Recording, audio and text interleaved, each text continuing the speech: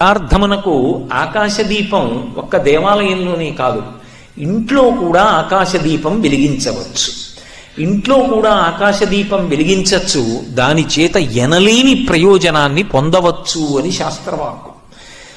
ఎలా వెలిగించవచ్చు అంటే, యజ్ఞంలో ఉపయోగించేటటువంటి చెట్లు ఏవి ఉంటాయో అటువంటి చెట్టు కొమ్మ ఇంటి యజమాని యొక్క చేయి ఎంత పొడుగుంటుందో అంత పొడుగు కొయ్యతో తయారు చేస్తారు. ఏదో మా ఇంటికి నేను యజమానిని, నా చెయ్యి ఎంత పొడుగుంటుందో అంత పొడుగు చెక్క ఒకటి తయారు చేసి దాని మీద మధ్యలో ఒక జ్యోతిని వెలిగిస్తారు.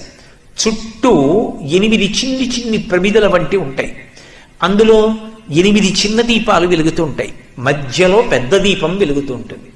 ఈ దీపాన్ని ప్రదోష వేళలో బయటికి తీసుకొచ్చి కానీ ఇంటి మేడ మీద కానీ వెలిగిస్తారు.